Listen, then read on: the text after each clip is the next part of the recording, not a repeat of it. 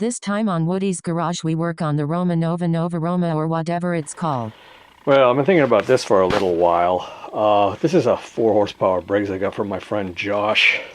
I got it running, put a new diaphragm in it. I think it's cool as heck,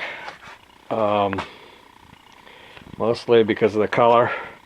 And I was thinking like how cool this would look on the Roma Nova Minibike instead of that newer 5-horse Briggs, which I think has a cam problem or something like that because the pull start's a little hard to pull. So since I love this and I don't love the other engine, let's put this on the Nova Roma. There's the 5-horse that I have on the Roma Nova. I keep saying Nova Roma, Roma Nova. I mean, I'll never get it straight. Funny, I've heard other people with the same bike say the same thing, so I don't feel so bad. But one thing I got to consider is the way I hitched up this brake. Will this fit on the other one? No, it's a different setup, so I'm going to have to remake this thing, which I will do. And that's about it. There's some welding I want to do on this. I want to get this on instead of it being screwed on, and I want to put a new fender bracket on, whether I put a fender on or not. I doubt I'll put the fender bracket on. But pretty cold outside where I do the welding, or try to do the welding. And I need an extension cord for it. So let's get this engine off, and we'll put Big Red on. We got the band brake off. One thing I just realized, I'll show you on the red engine. This is what I realized on this guy. We got this extension, and I think it's going to run right into the foot pegs. It can't be on there. I might have one of these. I don't know. How could I swap it with the back? Yeah, I could probably swap it with the back. I'd love to do it without having to change the oil, and it would kind of be nice to have the drain on the back that doesn't go on the frame, but that might go back. Oh, I don't know. I was thinking it might go back and hit the wheel, but no. I mean, they got the gas tank there. It comes back about that far. So yeah, we could probably do that. Maybe stand it on its head so all the oil doesn't come out. Let's try it. Yeah, it's an easy swap. No big deal. Flipping it upside down, I thought oil would ooze out of some place, but I got lucky, I guess. Oh no. No, came back in through the head, out the carburetor, into the air filter, and oh my. Yeah, that's off. Forgot I had the throttle set up on and stuff. I also forgot that I made some kind of bogus bushing here. It's out of aluminum in this clutch, so yeah, that'll last about 5 minutes. So we may have to look for another clutch, but oh, look it, I woke somebody up out of their sleep. Sorry, were you in that black 5 horsepower Briggs? Yes, I was. Fuck you. It's also like you got the engine out. It's a really good time you could weld this up. I mean, I think what I'm going to do is I'm going to take the old one out of here. Or maybe I'll just cut it off there, you know. It's a little extra strength. And then mount this tube or another tube outside like they usually do. Some folding pegs aren't a bad idea either. But I'm going to put this engine on for now. I mean, I don't even have good mounting bolts. Look at these little wimpy things. You know, it's kind of like get things aligned up and stuff like that. I mean, what fun is it not to take it apart again anyway? And that's why, probably the only reason I actually have it. Oh yeah, I like it already. You know, it looks just as big as that 5 horse. Probably the same block, right? Just different piston size. But, you know, that 4 horsepower, like, that's not Briggs. Somebody stuck that on there. So I might even research this thing. Maybe this thing is a 5 horse. I don't really know. Let's bolt it on. That's bolted on. The clutch is on.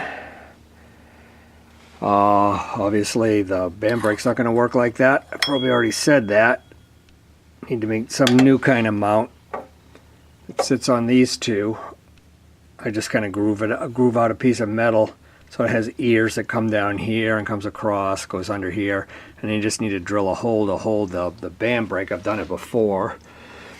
It's not that much fun to make, so and I also have to check if there's enough meat on the ends of these bolts so that they'll hold, you know, because it's also gonna have to hold a piece of metal.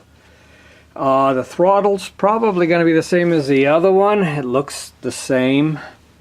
So we got to hitch that up. Another thing I was thinking about this machine is to tack in those big washers so that I don't have the dropouts. I think I'd feel a little more easy if they were like, it was a fixed axle rather than I could, you know, pull out like it did. Alright, I got this piece of aluminum. Should be strong enough, I think. I want to use this, so certainly it will be easy to file and stuff like that. And cut it off right about where that big bolt hole is. And have it, you know, be about here. This guy will come up about here. And here you can drill a hole for it right there. And then this is what I do. I put the piece across and I make little ears that come down like that and up and over. And so far on other engines it's worked out pretty good. So I'm going to mark it up with a magic marker and then we're going to do some cutting. So I need to cut out this in here and this in here. Not so much there, it won't matter. So that these come down and can grab the bolts.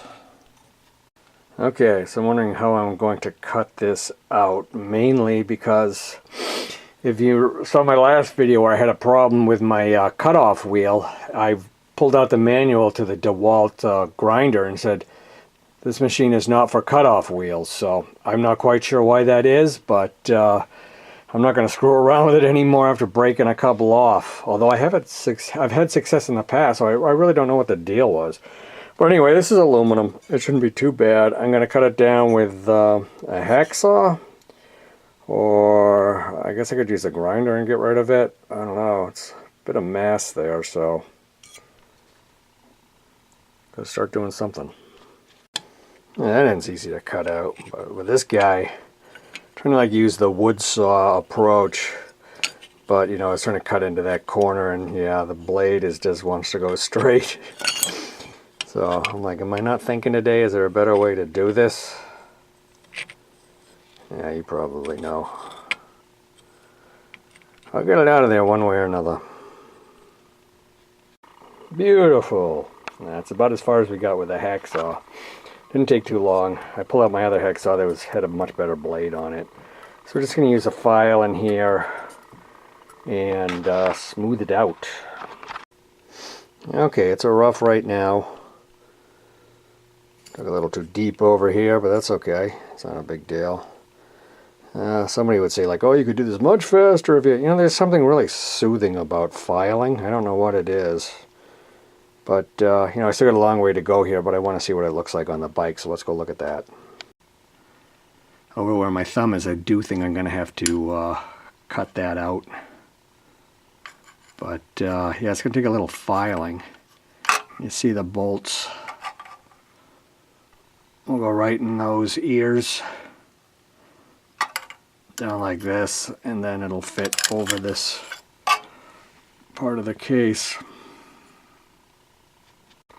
Things roughed out for now. I'll get back to it. It's pretty close. I'm just sick of filing at this point. Okay, I got to think about throttle, and that was one weird thing. But the other one, I had it all set up, and this one is kind of the same, except for I remember, I know there's bad light under here. I mean, I hitched it up underneath here, but I also had to do some fooling around to get it to work. Okay, I got to think about this one. Yeah, I may have to pull out the other engine just to figure out what I did, because it was just like this one where, you know, you start it up, it's going full blast, and then the governor knocks it down until it needs more power and it rises. So it's almost got to be the opposite of this in a way, if I remember right. I remember I had it. No, I don't remember. Shit. It's funny that they got this beautiful place for a cable right here. You know, you see the hole for a screw and everything. You know, put a little piece of metal there or hold it fine. But then what? You know, this is all for the choke. And voila, I think this will work. What we did is, you know, I was thinking the mounting point was going to be out here. But, you know, reality says, like, it's got to go here. And it might be better because I was starting to think about, is aluminum going to be strong enough when it really pulls? So in here it'll be stronger, I think. And there was plenty of meat left on these, so they threaded in enough to catch it really well. And we got, you know, a couple of spacers in here. I found these just hanging around, and it's better than cutting a new one and wasting a good one. So the two little pieces fit in there, and Jeep recommended this to be loose rather than tight here. So it actually can pivot a little bit here, back and forth.